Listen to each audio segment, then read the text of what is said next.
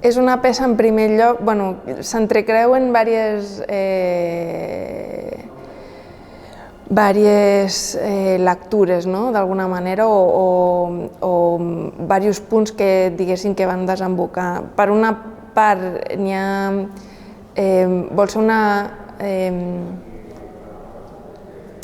a veure... Per una part, hi ha una lectura transversal dels textos, això vol dir que en comptes de seguir la linealitat a la que estem acostumats, hi ha un intent per llegir en diagonal, d'alguna manera, o fer literal aquesta expressió, de manera que jo anava enllaçant paraules que tinguessin sentit, que anessin d'una línia a l'altra, no? De manera que m'inventava un altre text a partir del text que ja em trobava, no? Llavors, per una part hi ha aquesta manera de construir significat, per l'altra hi ha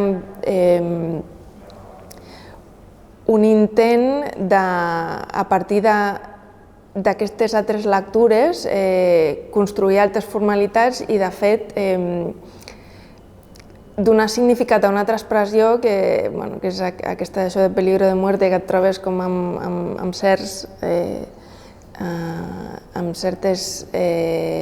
caixes amb alt voltatge, perquè no t'apropis, i m'agradava molt aquesta expressió perquè d'alguna manera és una advertència, però canviant això de mort per vida, perill de vida, d'alguna manera és una altra advertència en el sentit oposat de que en comptes de que et guardis de tensar-te a un lloc perquè no pot ser perillós, una mica que et guardis de no viure perquè també pot ser d'alguna manera no perillós però que et pots perdre alguna cosa important. Llavors s'anaven com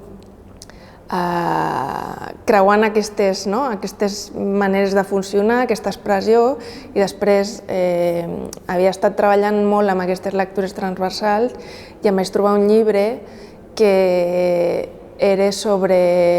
D'alguna manera explicava sobre la Segona Guerra Mundial, la carrera armamentística, o com es pressionava els científics perquè d'alguna manera investiguessin amb aquesta línia.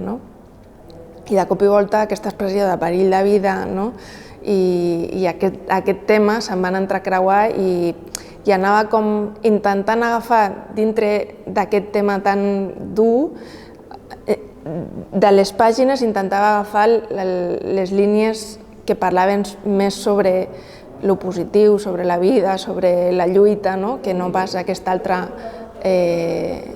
negativitat sobre la guerra. Llavors era com intentar trobar les paraules de vida dintre d'un text que parlava de guerra i de mort.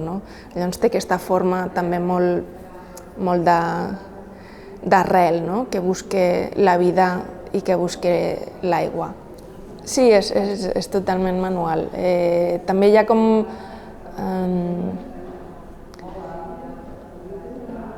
Sí, un gust per la lectura i un gust també pel tractar el llenguatge amb la seva materialitat, i com que te'l trobes sobre paper, el manipules, el reconstrueixes o el reconjugues sobre aquesta mateixa materialitat de paper. Llavors retallo, vaig retallant quan trobo aquestes continuïtats en diagonal, retallo, i després hi ha una feina com d'anar superposant, però és tot manual. Després sí que hi ha una altra feina de construir totes aquestes arrels i emmarcar. Està emmarcat entre dos vidres, de manera que també li dona profunditat, està com aixecat del fons, i llavors no només tens la construcció de paper, sinó que tens les ombres que juga al darrere.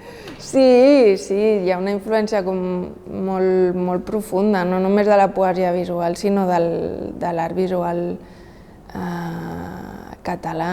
Potser podria dir-se referents, també hi ha referents de fora, però hi ha un nom clau, com és el Brossa, que que sí que està molt present, no? Aquesta capacitat de jugar en lo poètic amb els objectes, no només amb la paraula, que va ser un primer estadi, i amb la visualitat, no? Amb els signes, sinó de portar-ho a aquest altre estadi que surti del llibre, surti de la pàgina, no? I que agafi com aquesta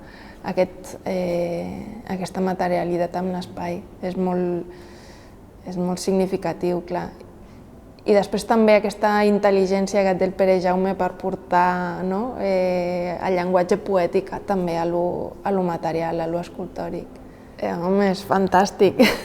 És una sort, és un privilegi i estar dintre d'aquesta selecció també està d'alguna manera lligada amb la terra dels meus pares i dels meus avis i a partir d'aquí és una sort estar en el context d'aquest museu també amb vistes que creixerà i això, i especialment em fa molta il·lusió estar al costat d'aquests poemes del Carles Agmor, que també juga amb aquesta capacitat de construir, més enllà del que escrivim, amb quins camins prenen el llenguatge.